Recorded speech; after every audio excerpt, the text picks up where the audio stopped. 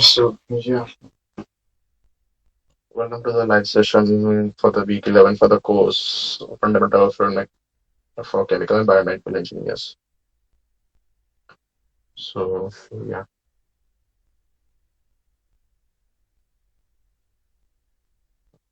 so today we are going to discuss about turbulent flows, right?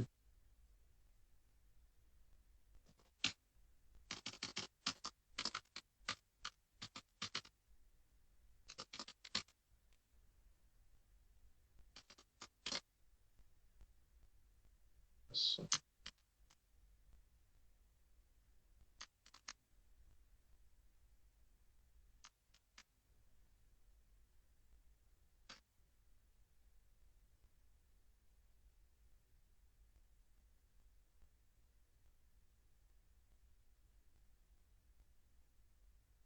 okay,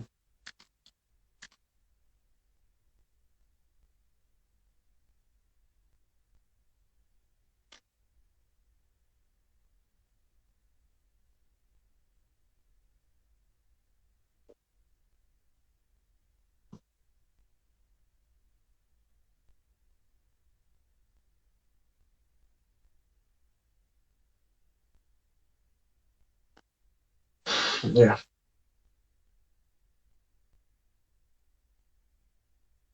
So first we'll be solving the assignment question. So let me just open that. Maybe we will first discuss, then we can go.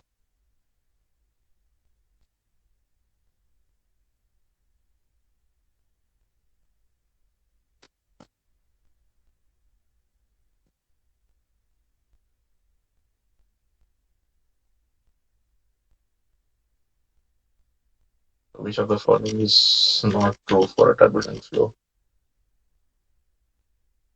So what are the characteristics of a turbulent flow? The turbulent flow is characterized by maybe the flow can be the unsteady, it's fine. The unsteady nature of the flow can also be associated with a laminar flow. But what separates the turbulent flow from the laminar flow is the chaotic motion or the unpredictability. So even if the flow is unsteady, but if it is repeating even after a very long time, then it can be considered as a laminar flow. But the turbulent flow is characterized by the chaotic motion. So, and those chaotic motion contain the anomalies or the basically the fluctuation in the velocity field. They will be in the three-dimensional coordinate, not in a two-dimensional coordinate system. So, yeah.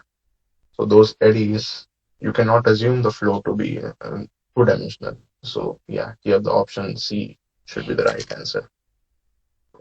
Yeah.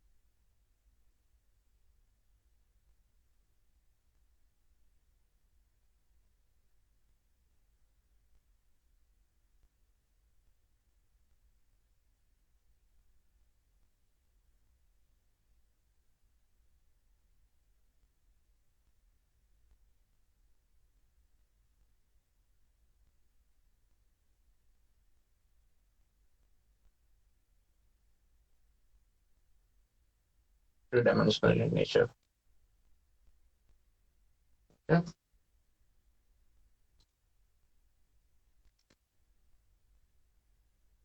Which of the following represents the Kolmogorov landscape? So let me just first talk about Kolmogorov length scale, Kolmogorov scales. So in a turbulent flow, whenever you are trying to characterize, because the eddies can be of any scale, of any large scale to any certain small scale. So whenever you are trying to, the essentiality or basically the necessity of defining such length scale comes in actually in the computational fluid dynamics. So here, so whenever you are starting a simulation in using a CFD code, so you first need to decide what should be your mesh or the computational domain, how it is to be discretized or how small it is to be discretized. So what should be your smallest time step value and your smallest length scale value. So that is to be decided by basically Kolmogorov length scale. So there it comes as an empirical value or a certain thumb value that okay, you need to keep your length and time scales below that to capture all of those eddies. Otherwise, you are then basically trying to model the flow, not completely predict it. So, anyways, we every time we just try to model the flow. So yeah. So then, what are the Kolmogorov scales?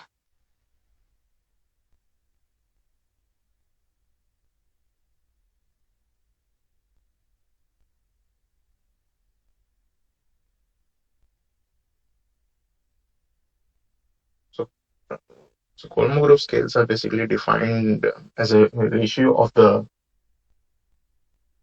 the energy dissipation and the fluid properties. Because what is the basic theory behind that is that the eddies feed on the kinetic energy of the flow.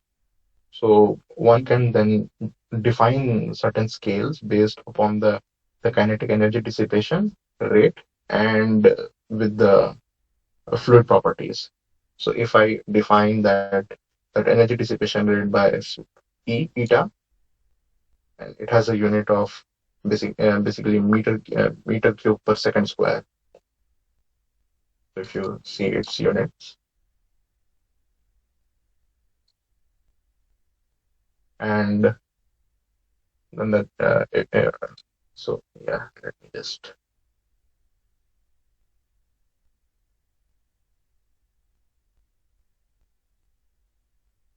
sorry, meter square per second cube. Sorry, yeah, meter square per second cube.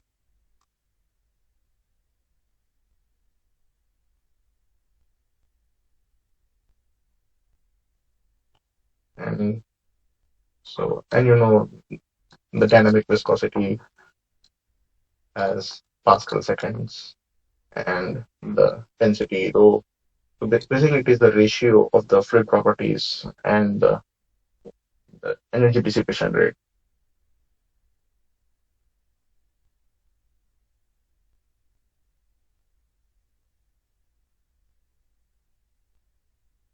So this can be kg per meter cube.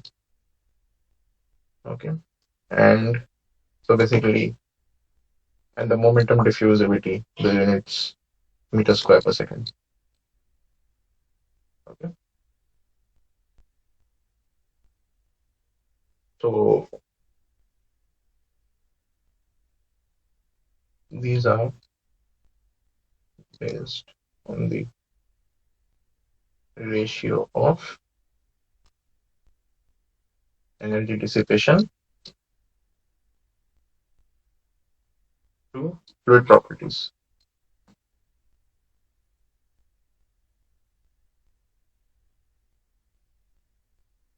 So yeah,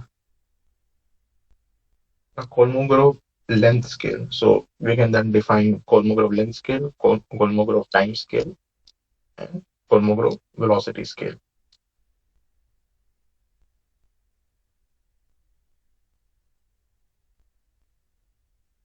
So one can generally find this out by using dimensional analysis. Or what we will do is we will also do the same thing. So basically, if you see that okay, kinematic viscosity to the power cube by eta by 1/4. This will have a unit of meters. So meter square per second cube, and this is meter square per second. So, and if you cube it, so that would make it about, uh, okay, let us just do that. So this would become 6, and this would become 3, and eta, it by eta, right? So it is meter square per second cube. So the second cube gets cancelled out, and this becomes 4. And if you do 1 by 4, so this will give you meters. Okay. So similarly, for the time scale also, what we can do is, so if you want to get the time scale, so here it is just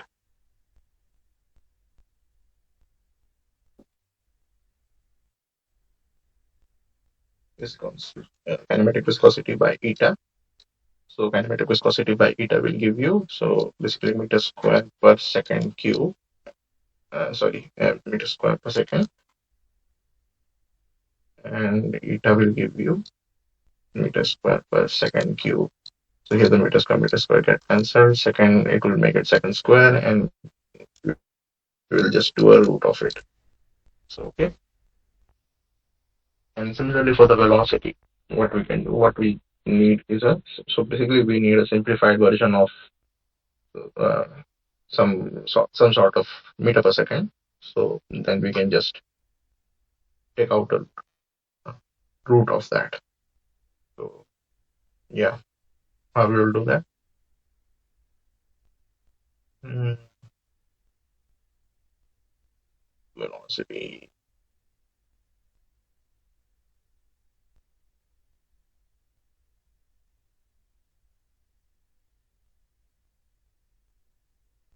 So if you just multiply it, if you see, then it is meter square per second cube and multiplied with meter square per second. So that just gives us 4 to the power 4. And we can then just do a quadratic root of that.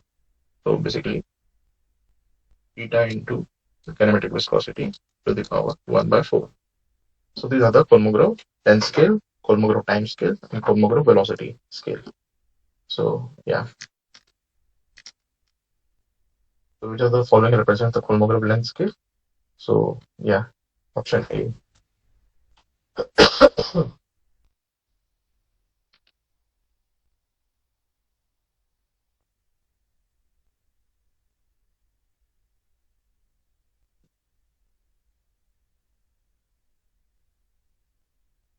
Okay.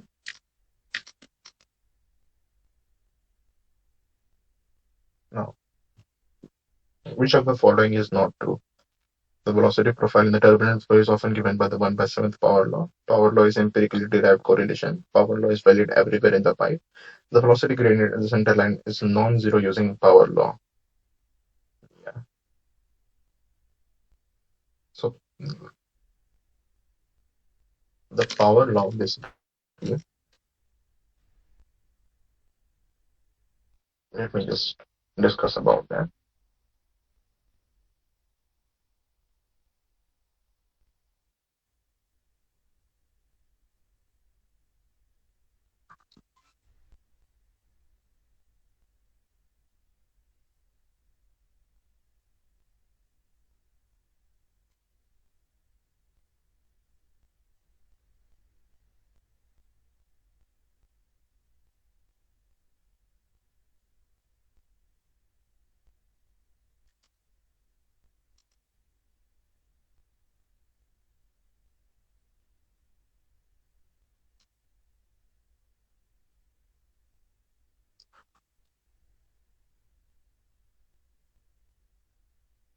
So this is U max or U center line.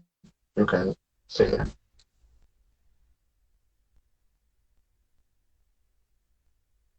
Okay. So, and if you see that if you take out,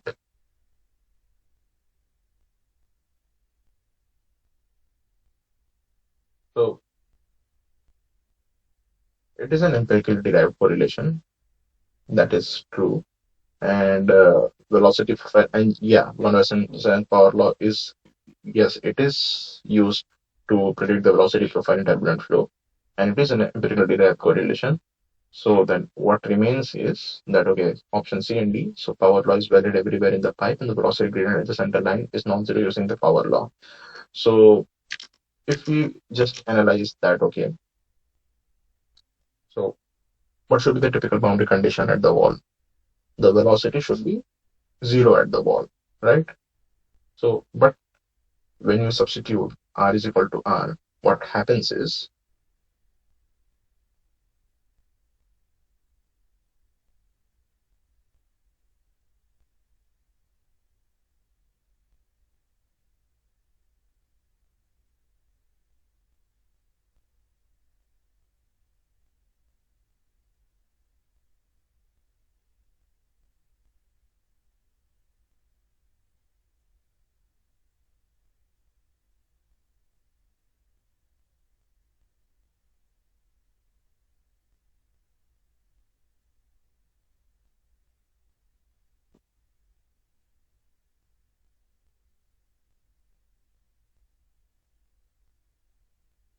yeah, okay. So if you take out its gradient, so this implies that du by dy is equal to u max.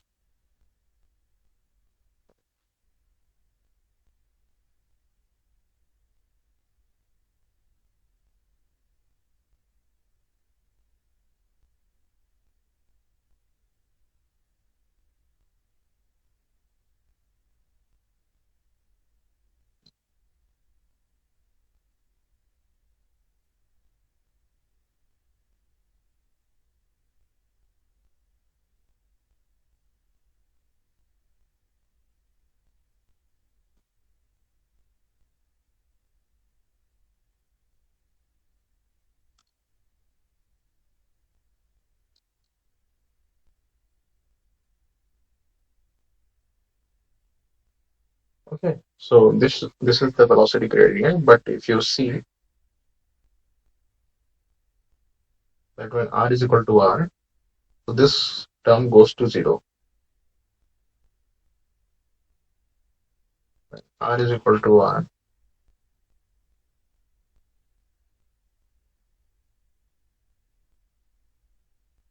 goes to zero. So du by dy at R goes to zero. So that means that wall shear stress will also become zero. So which is not possible. If the wall shear stress goes to zero, then basically I don't need any pumping cost. So there is no resistance from the wall. So yeah, so that is not physically plausible. So the 1/7 power law breaks down near the wall and also near the center line. So so this is for the case near the wall. Now what about at the center line? So at the center line, this R would become zero, right? And then we know that the velocity, the gradient in the velocity at the center line should become zero. But this becomes zero, and there is no other terms to getting cancelled out. So then the du by dy would have a certain constant value. So it other than zero. So it is a non-zero value. So that is also not possible. So the 1/7 power law is not applicable at the center line and also near the walls. But nevertheless, it is very useful for predicting, and it has been applied in various engineering problems, and it has been successfully predicted, used to predict velocity flow profiles. But it fails to predict near the wall and at the center line.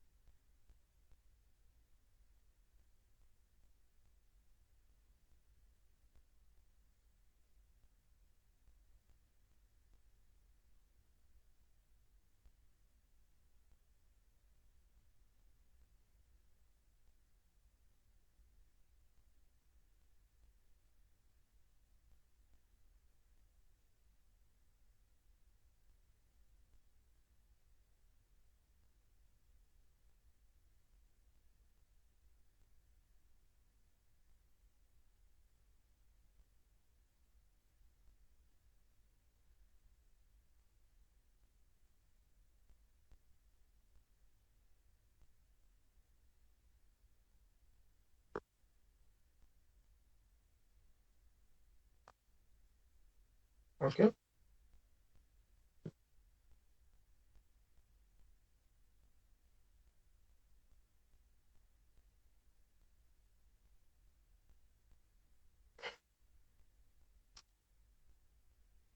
Which of the following Reynolds number defined turbulence per flow over a smooth sphere?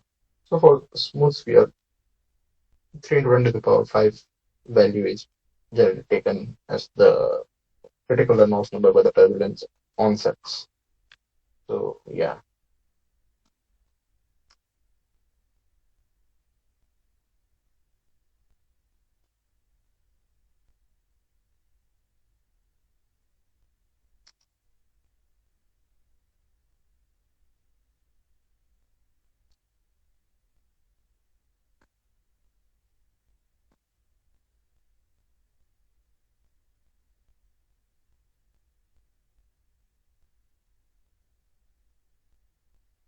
the critical Reynolds number where the turbulence onsets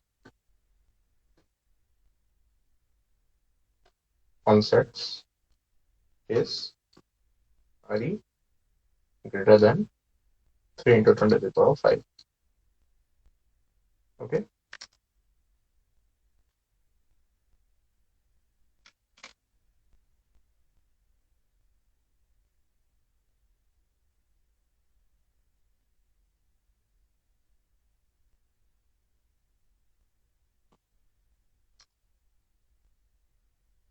Using the empirical power law profile for a turbulent pipe flow, U bar by U is equal to 1 minus R by R whole to the power 1 by N.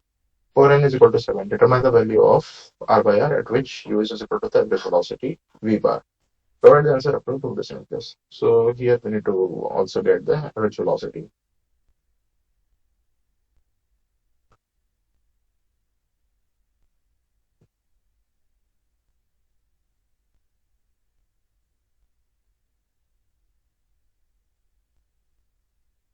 So now we have got the velocity profile.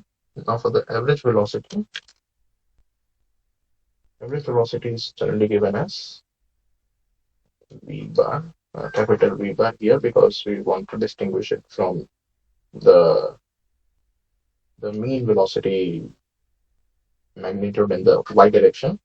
So, so how do you do that? V bar is equal to U max to N square,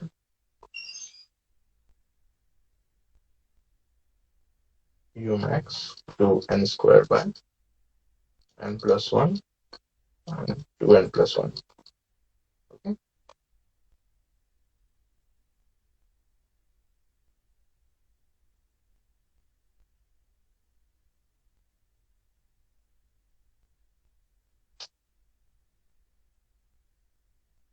Yeah.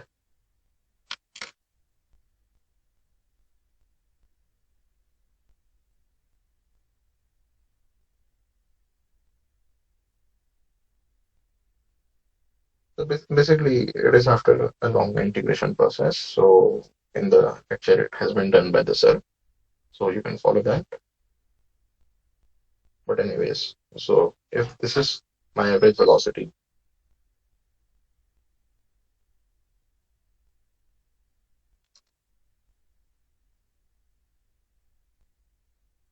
so I can substitute it, right?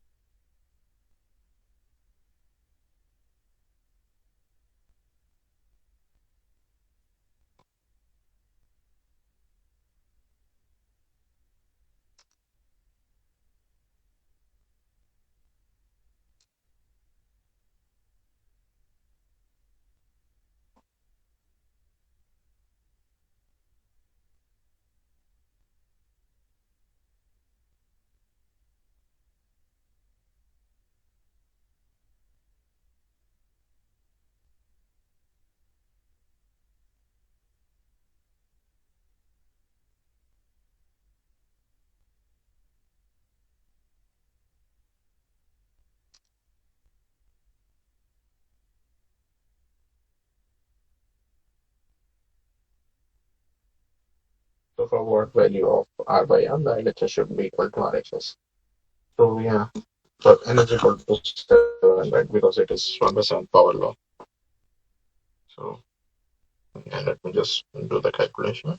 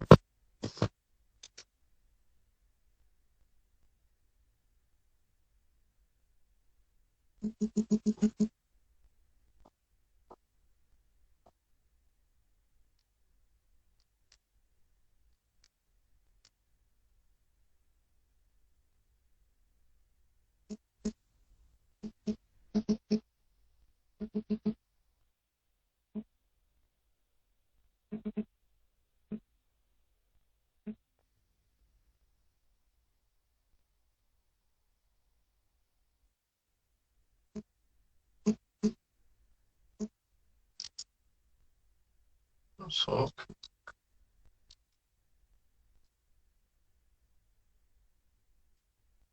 7577.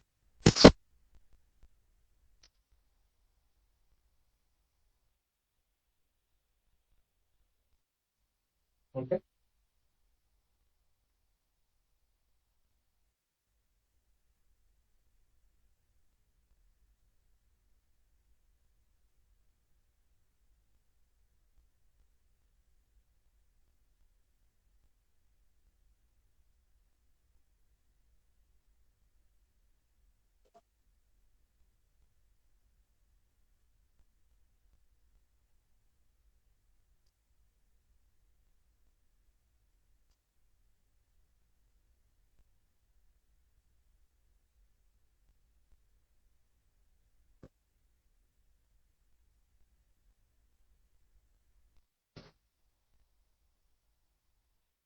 And yeah, now we can do the question number 6.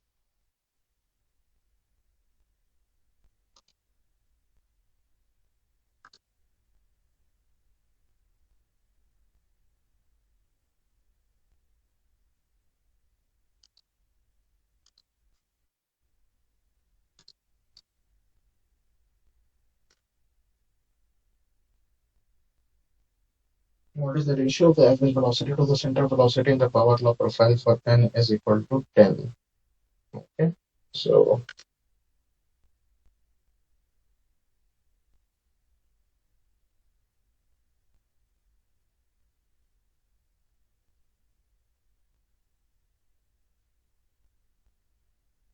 the center line velocity will always be the Umax. So yeah, so the ratio of the center line velocity, average velocity is okay.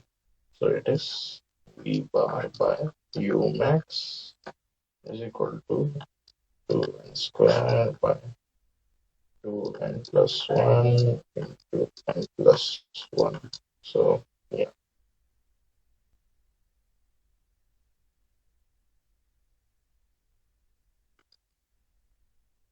n is equal to 10.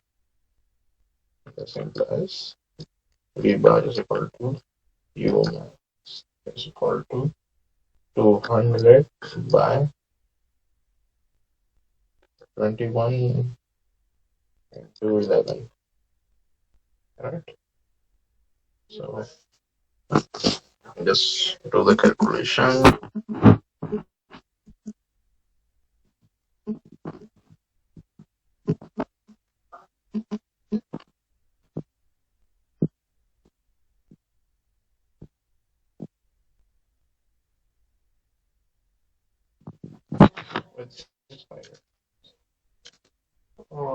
You can just write 0.87.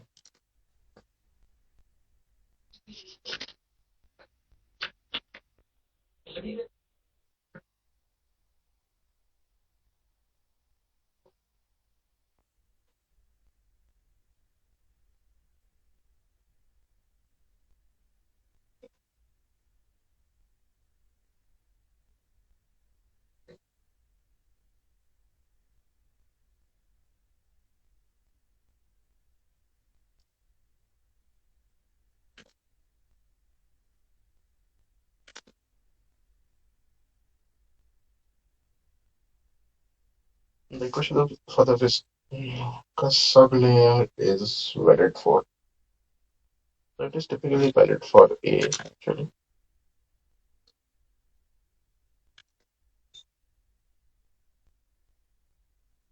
So it actually mentioned in the first lecture when we were showing the plots, right? So there you might have seen that, okay, the velocity profile is valid till y plus 7. Yeah, if we can see Fox and McDonald.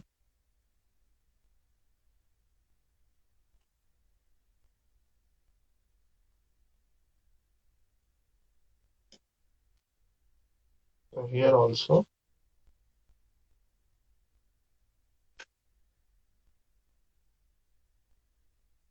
yeah.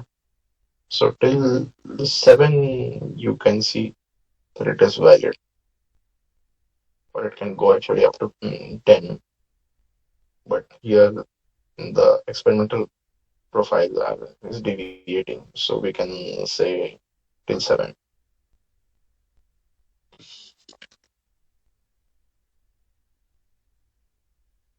So this is from the Fox and model.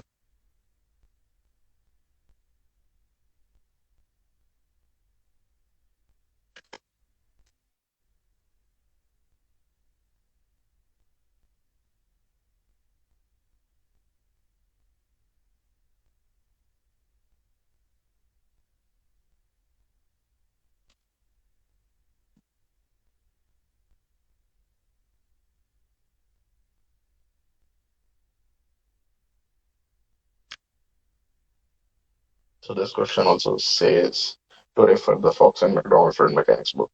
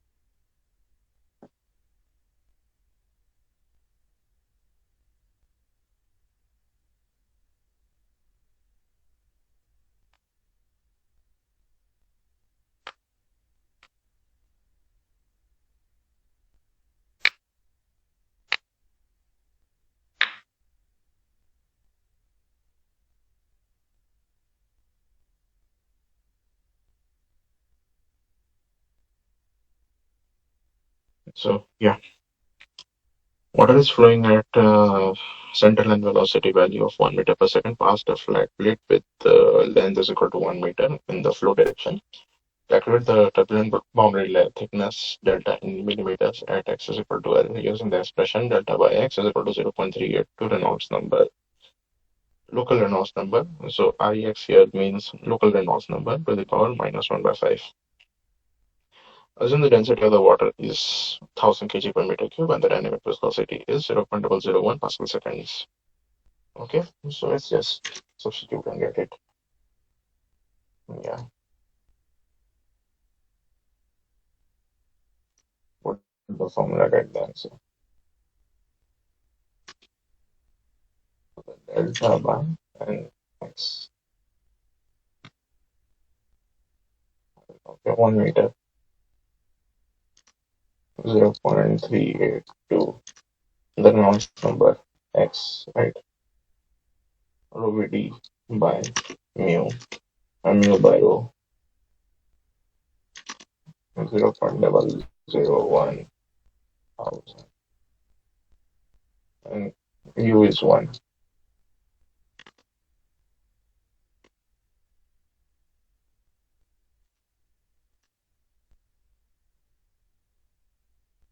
So delta is equal to, let me just do that.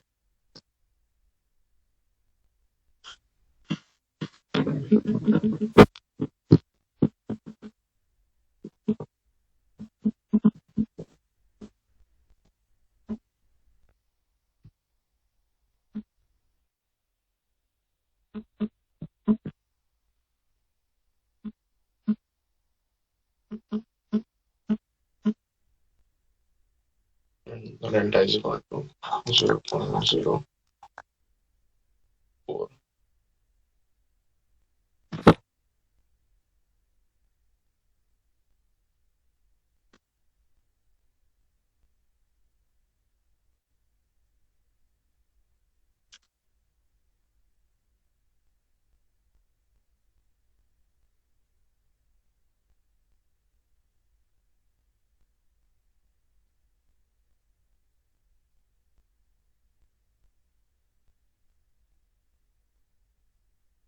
Okay.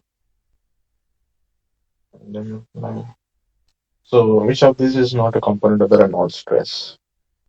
So now let me just talk about a bit about Reynolds. So uh,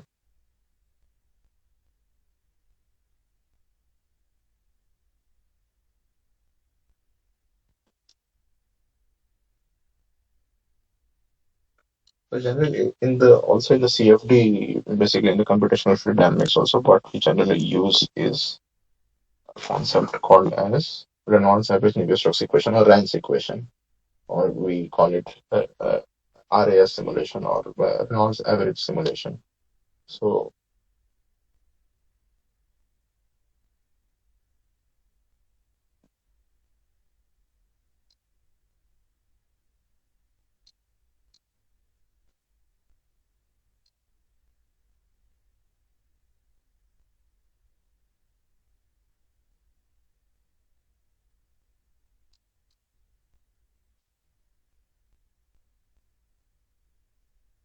so in CFD, typically for the turbulence modeling, we use the Reynolds and Navier-Stokes equation. So and then under this there are several other models like epsilon and k omega. So under this subtopic you will find those turbulence modeling.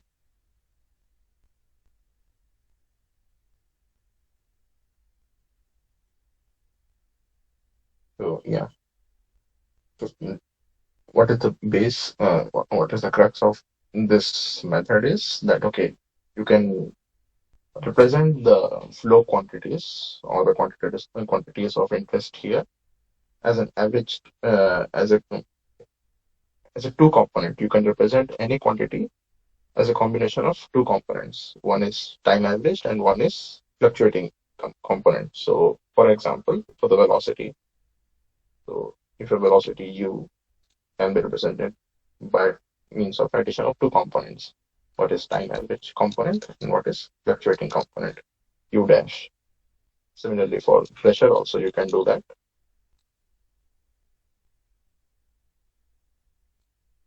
So, and yeah, so this is if this is in x direction, this is the magnitude in x direction. So this would become for y direction. Similarly, we can write.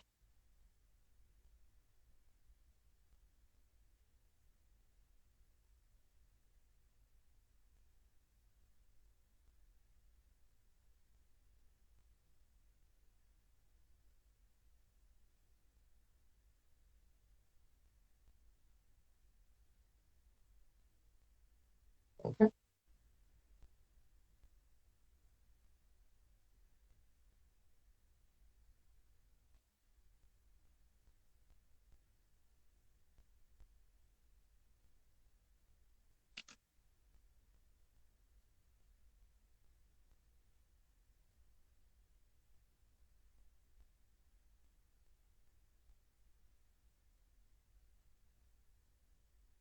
So then how do we use these quantities to write the conservation equations, or to basically write the modified conservation equation, modified Navier-Stokes equation for the different values, for the different quantities, conserved quantities. So yeah, for mass conservation,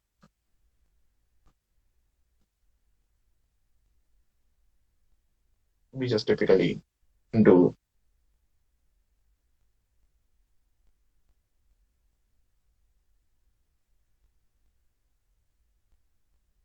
so these are the average velocity values, okay, average velocity values.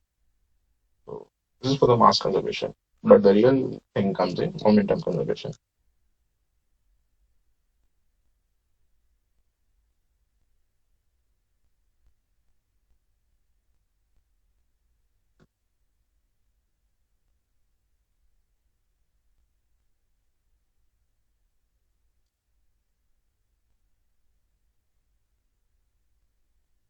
Okay.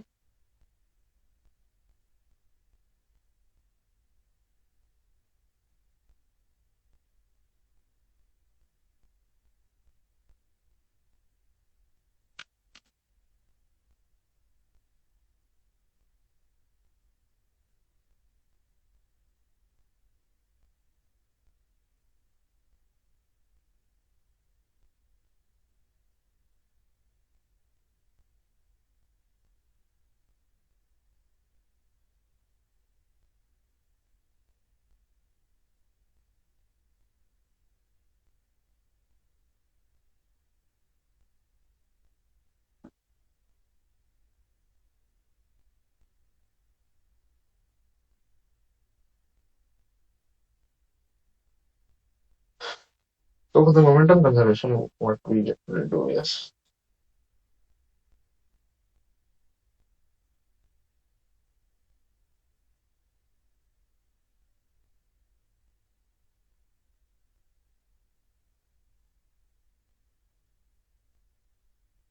okay, let me just rewrite it.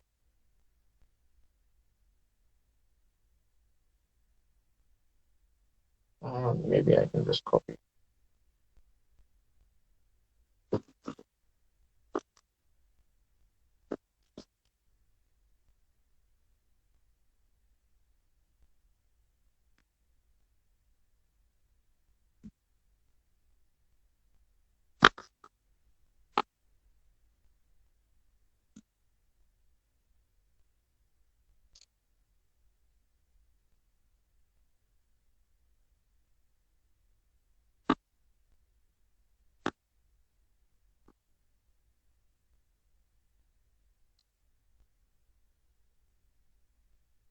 Okay.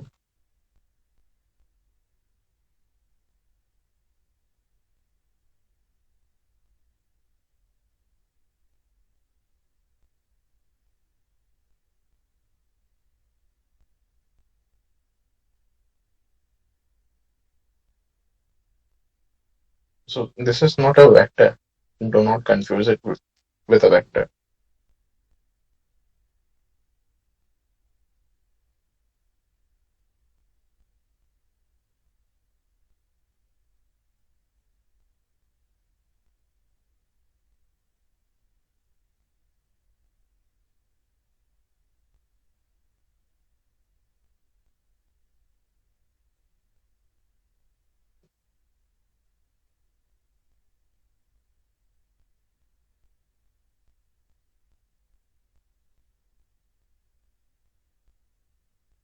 Okay. So these bars are not vector. These are basically time average quantities. Okay.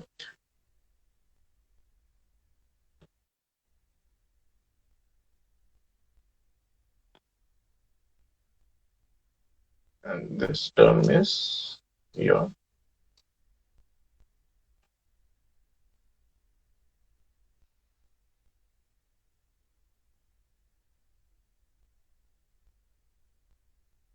this extra term in the momentum conservation equations is called as the Reynolds stress term, and it is this term which is modeled, or what is generally called as turbulence modeling. So basically, to perform the closure of the system of equations, you need one extra equation of state for this Reynolds stress term. So you need to get the the, the time, the fluctuating values. So for that, you need a certain equation of state, or basically the models, turbulence model. So that will predict this fluctuating term, and that is actually essentially called as the turbulence modeling.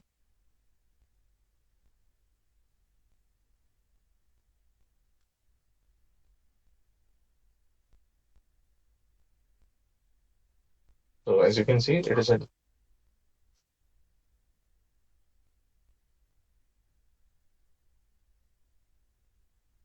this is a direct delta.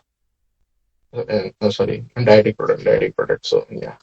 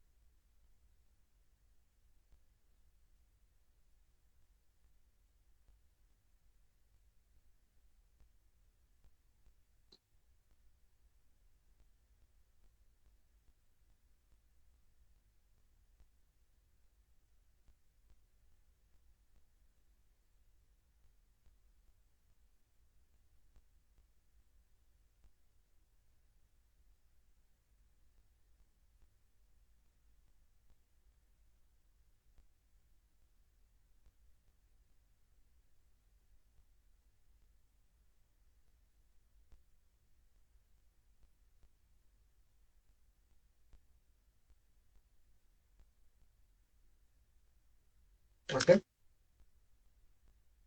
So you can see that B is not the accepted.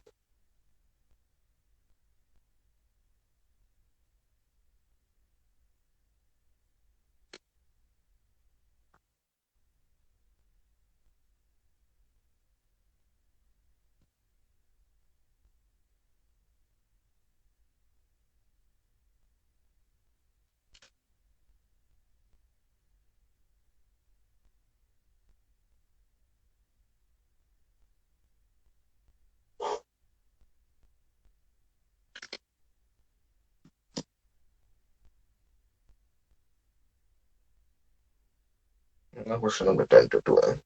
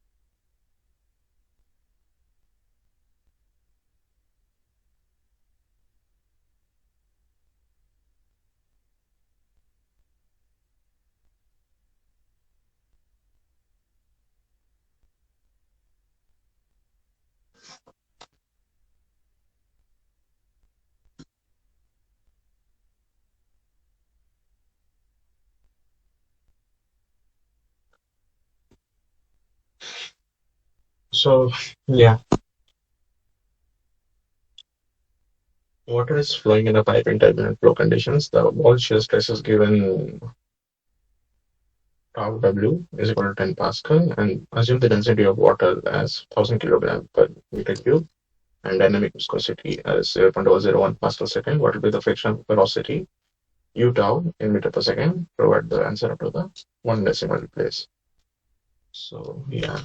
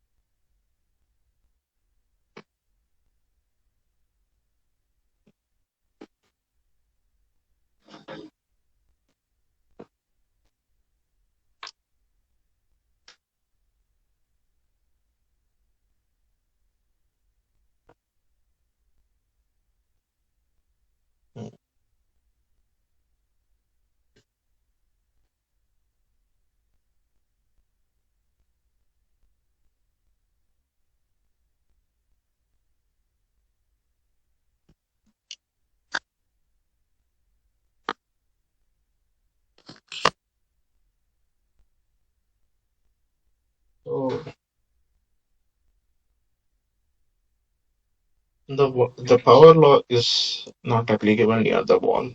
So then basically it fails to predict the wall shear stress near the wall. So then how do you get the wall shear stress? Or basically the velocity profile near the wall can be divided into three regions. So basically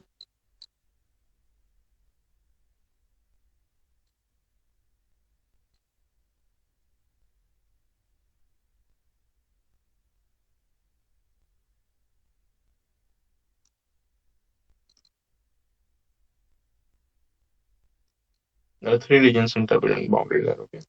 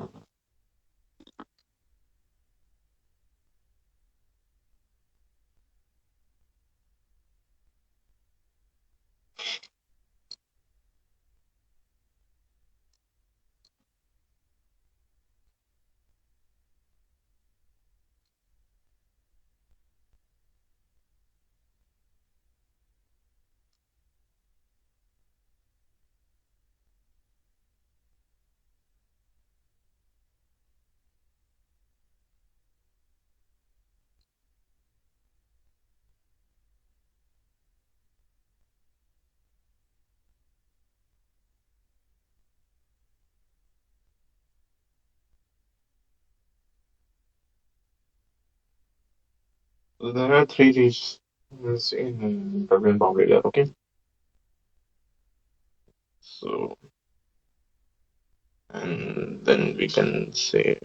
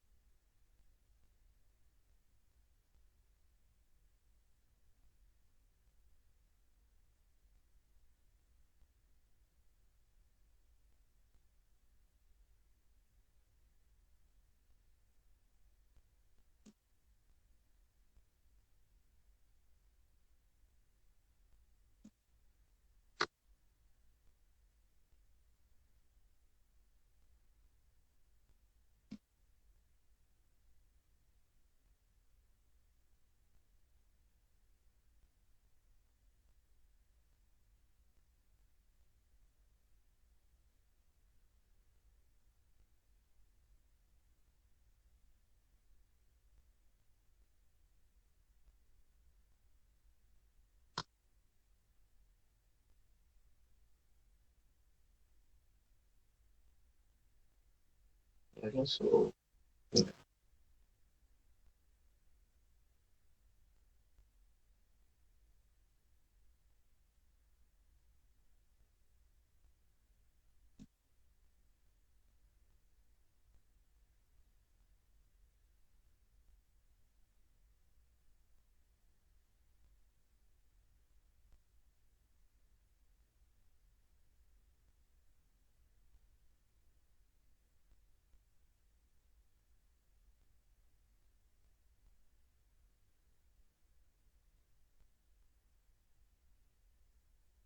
the frictional velocity is given as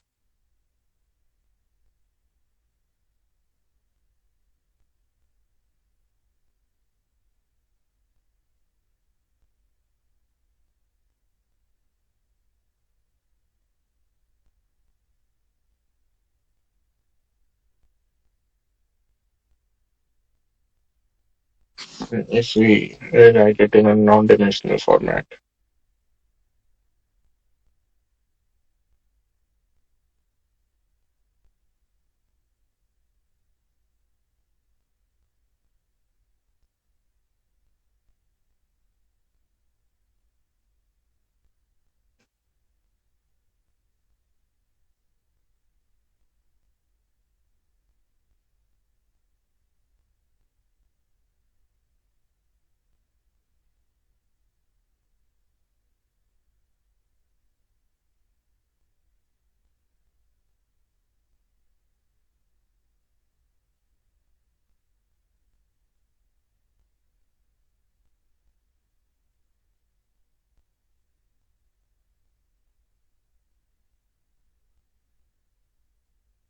the frictional velocity.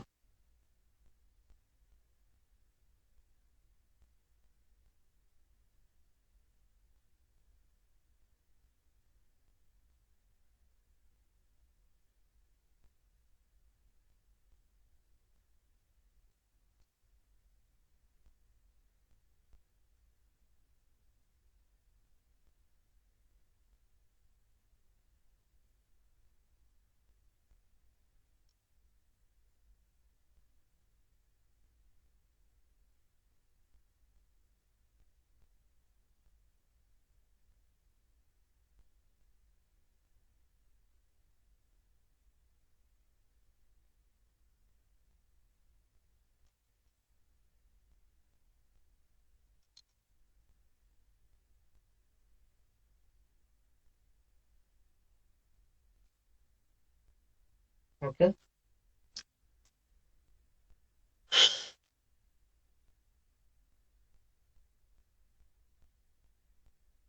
Now we can do that from what will be the mean velocity in meter per second from the wall distance from while is equal to 30 micrometers? Hmm. Provide the answer after the one decimal place. Okay.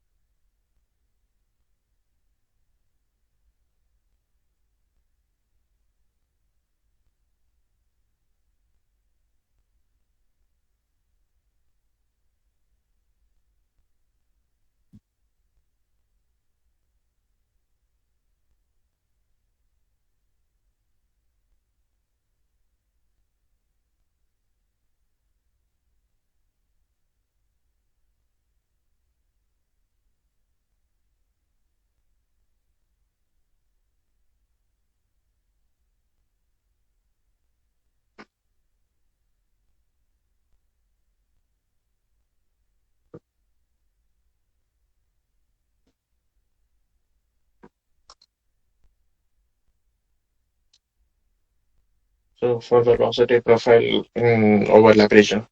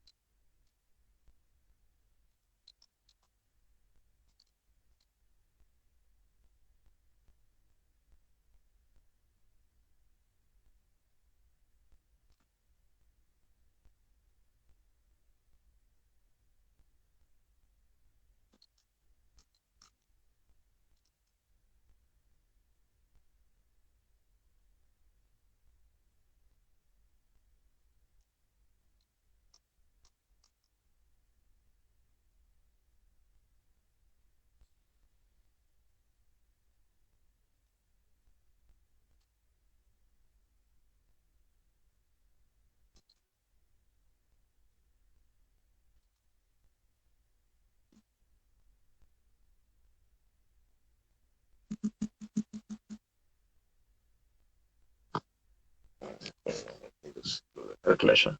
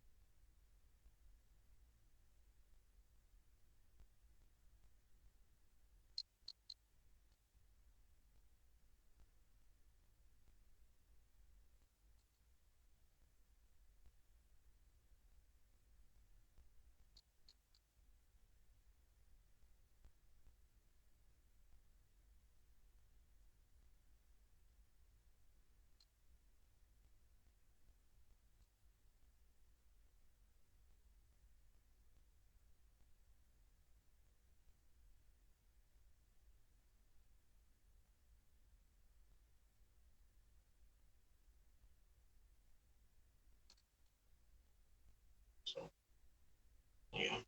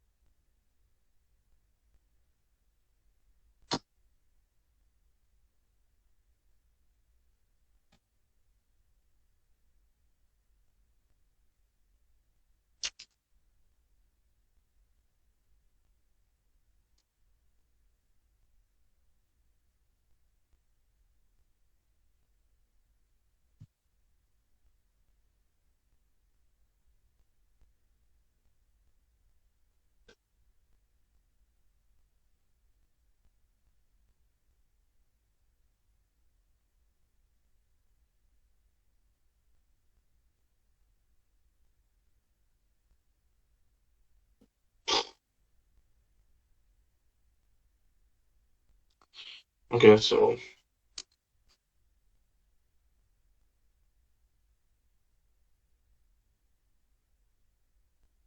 Thermodynamics velocity. It's written as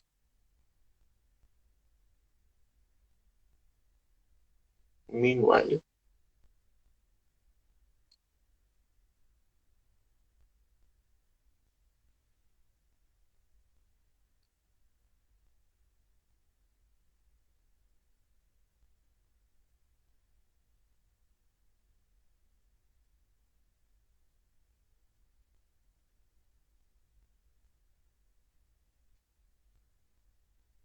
So here the y plus is equal to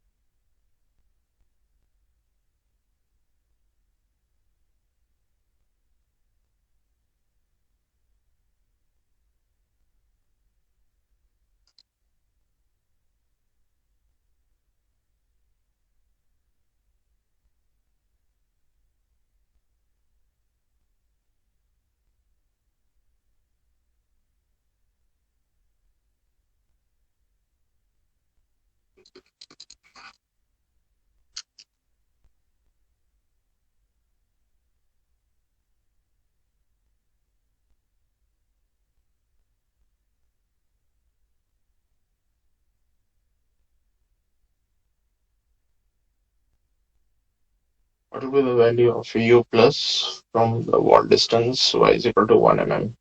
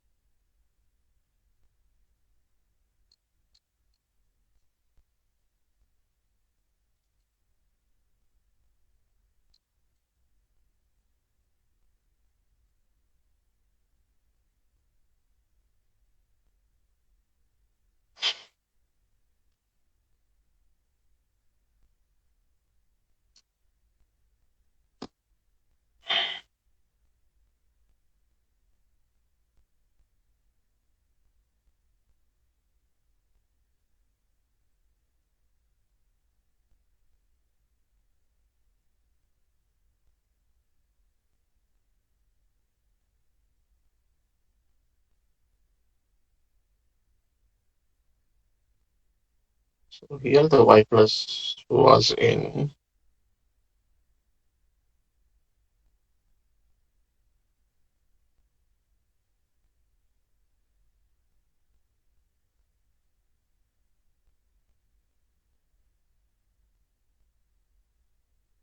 But in this case,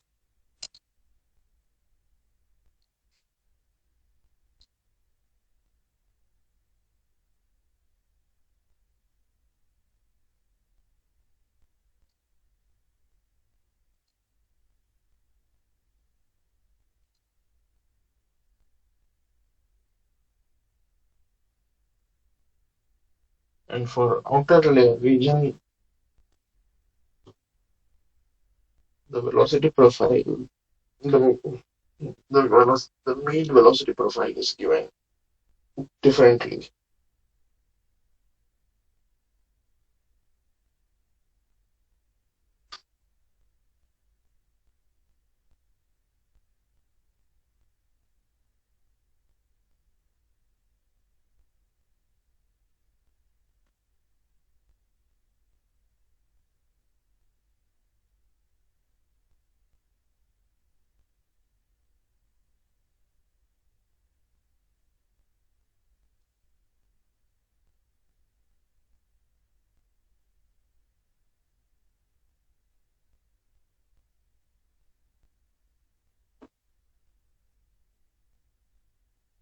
Now for outer region,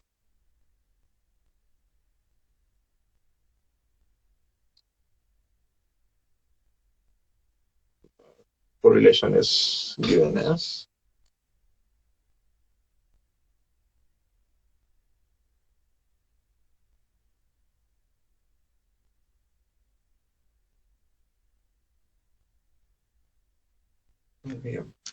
रहेगा ये.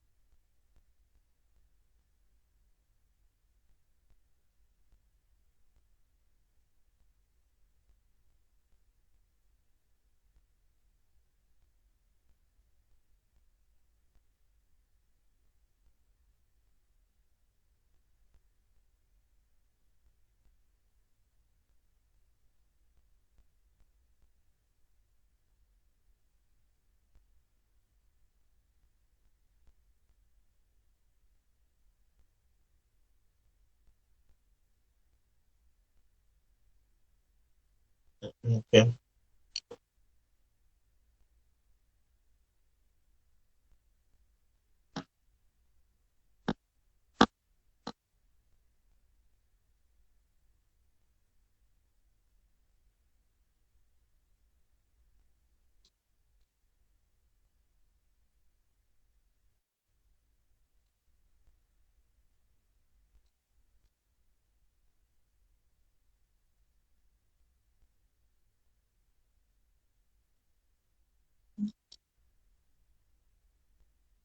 Okay.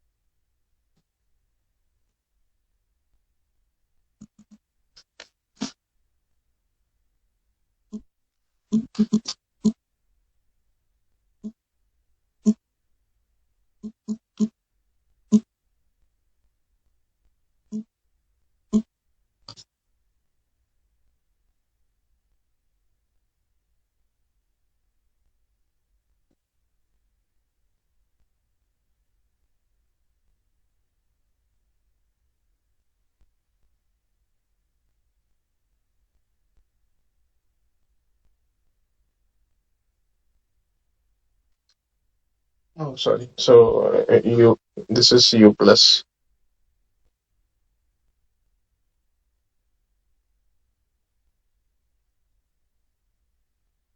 So 16.5129.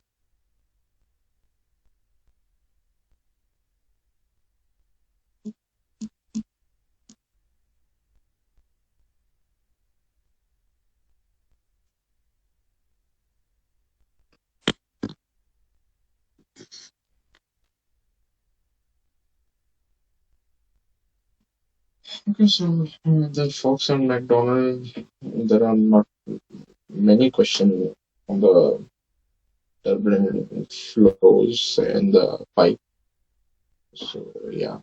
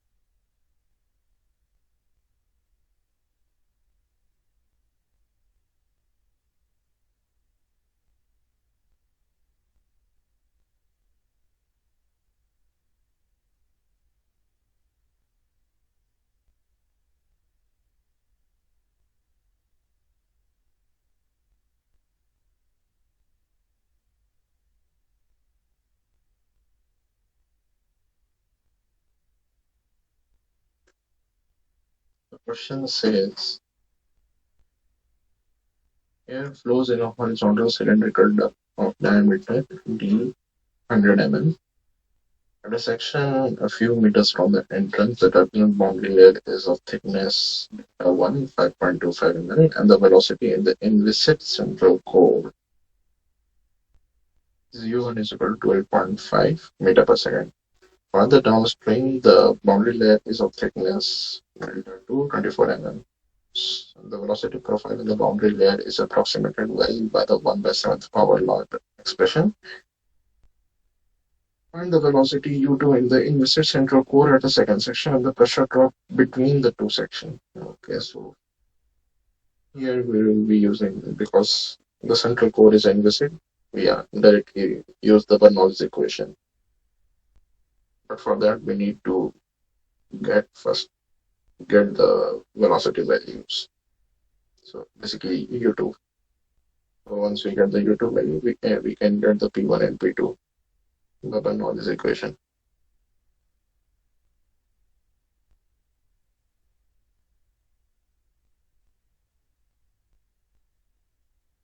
So as the boundary layer grows, it reduces the size of the core.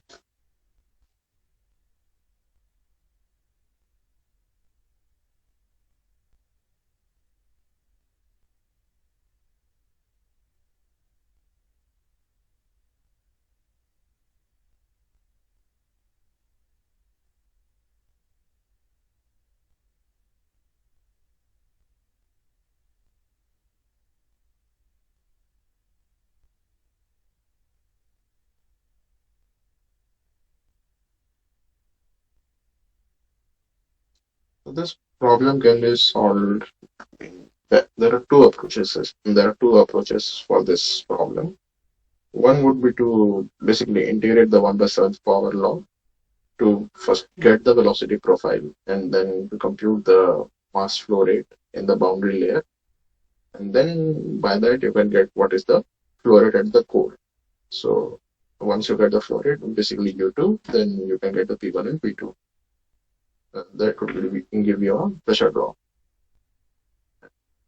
Another approach is to simply use the displacement thickness, which we did in the previous week. So I would be going with the displacement thickness route. Okay.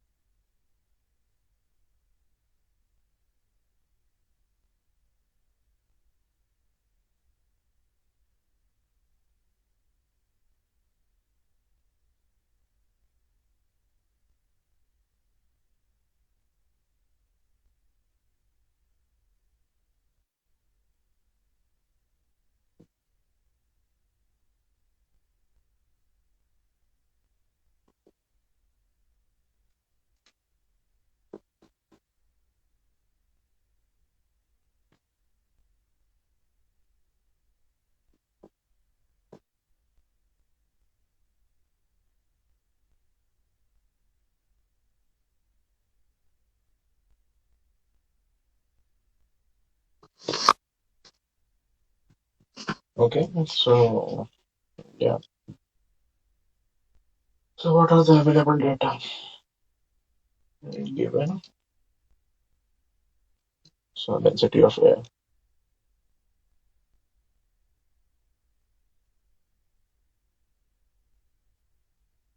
Is equal to Q.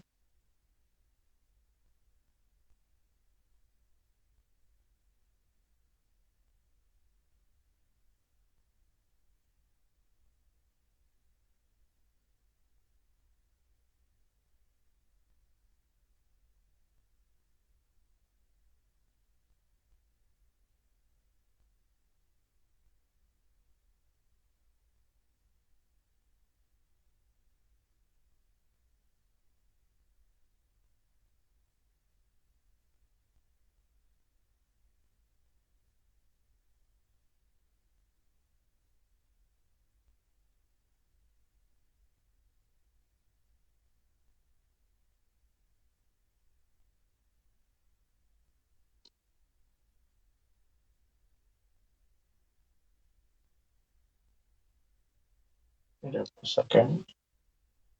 Delta 5.2 and delta 24 mm.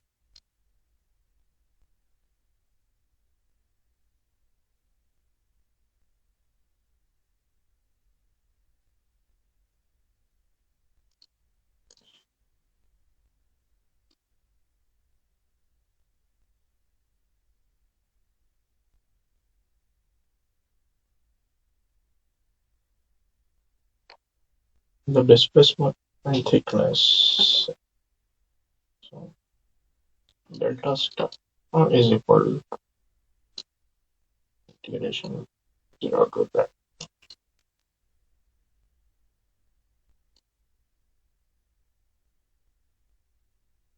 dy. Okay.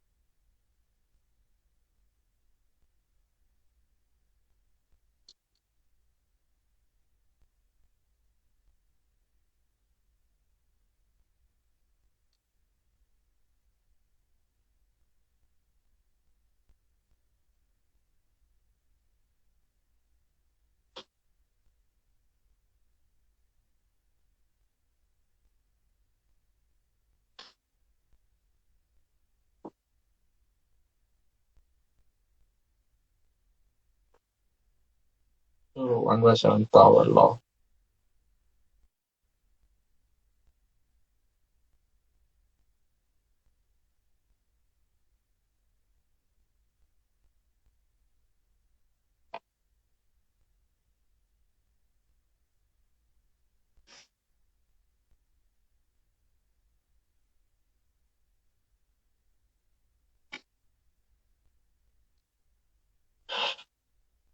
So this one delta.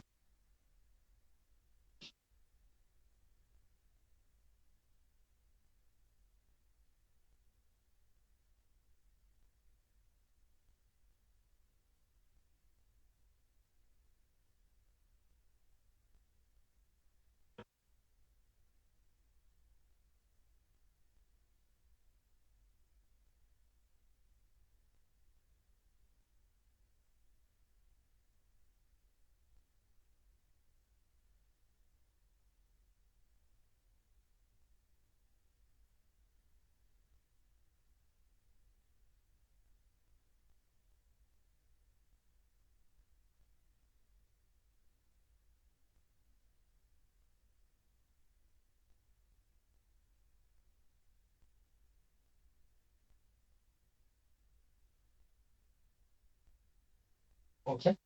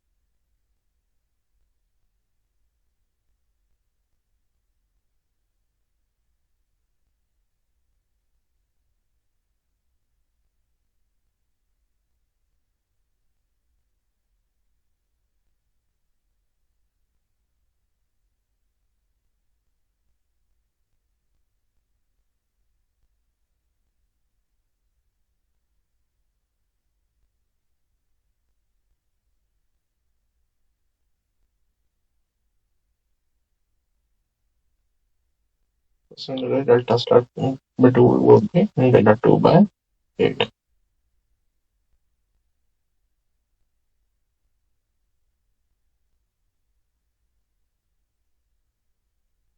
which is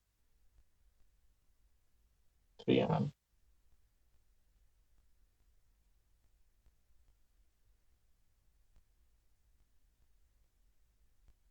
And if we apply now, basically mass mass conservation.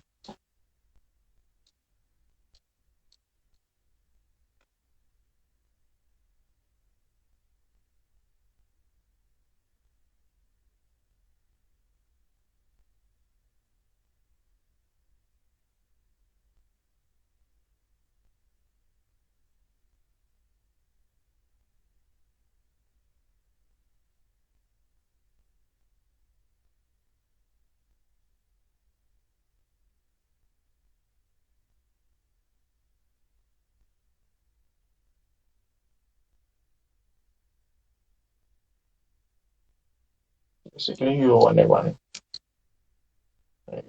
is equal to U2A2.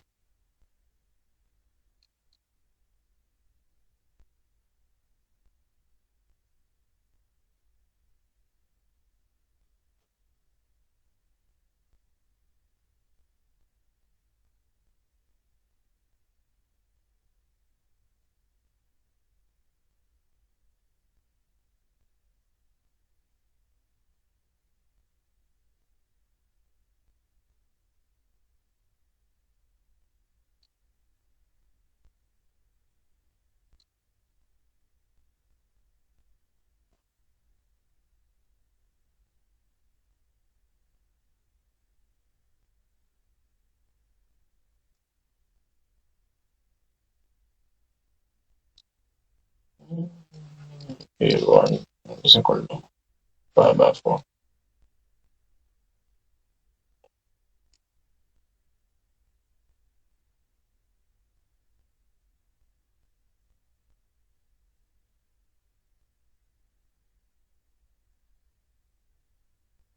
Okay. So the D is the diameter of the pipe, 100 mm. Okay. So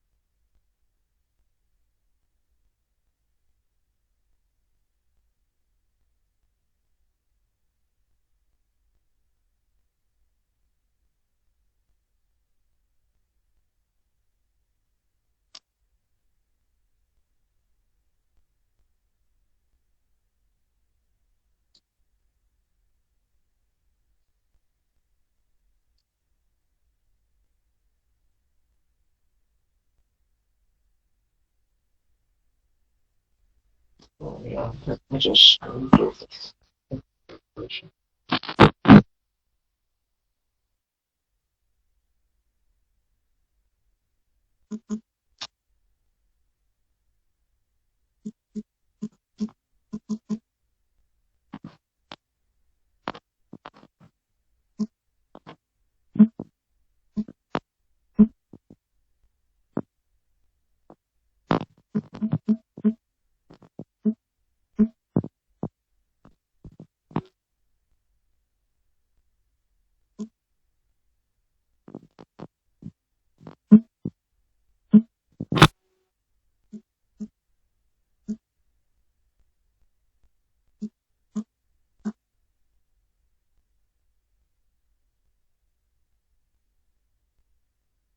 So this will be equal to 0.00764924.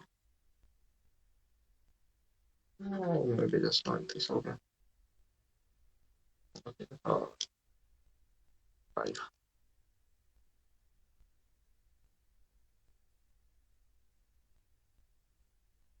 Similarly, A2 will be y by 4 b minus delta 2 star by 2 is equal to y by 2 3 into 10 to the power minus 3.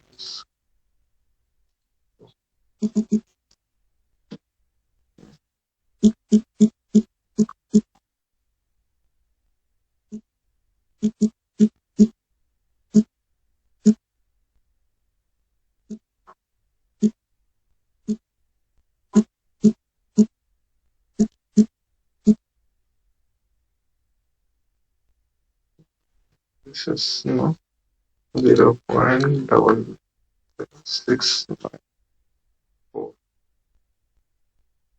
Okay.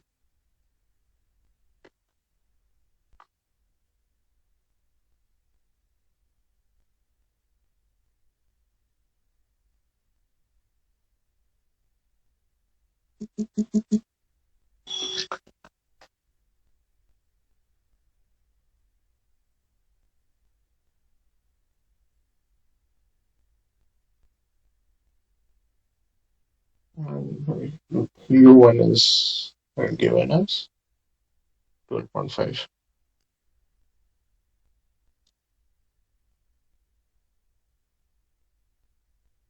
0.76 0.06.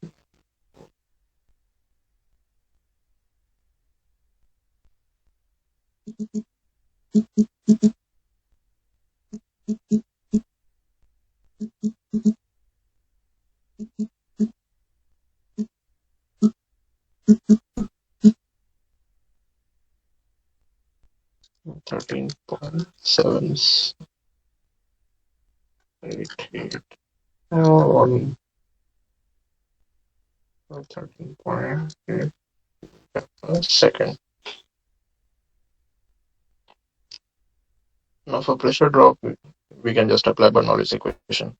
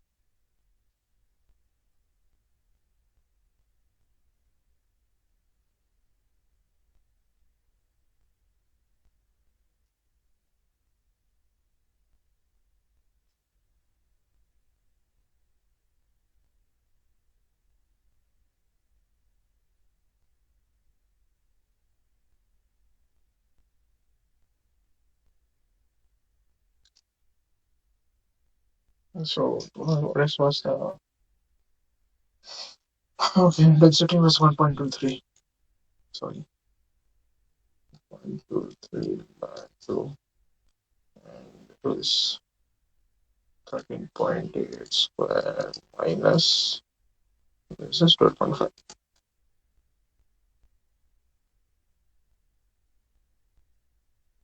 The pressure drop.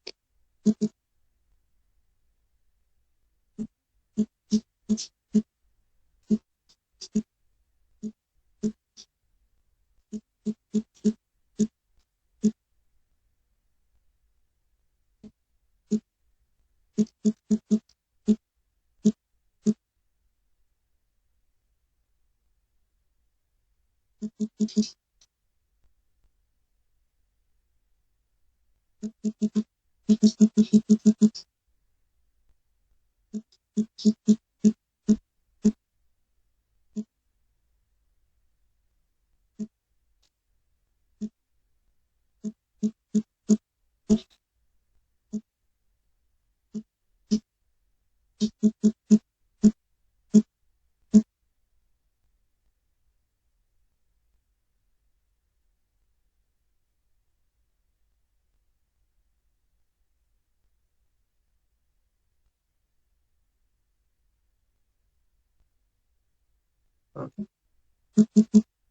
So this is the pressure, 21.027 pascals is the pressure drop.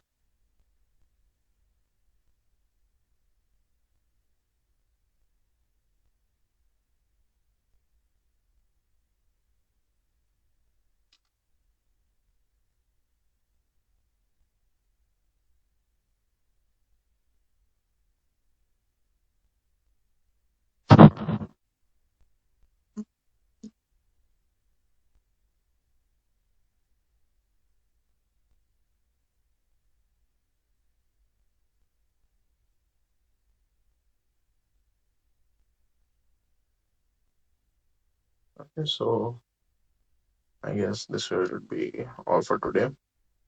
Okay, see you. Thank you.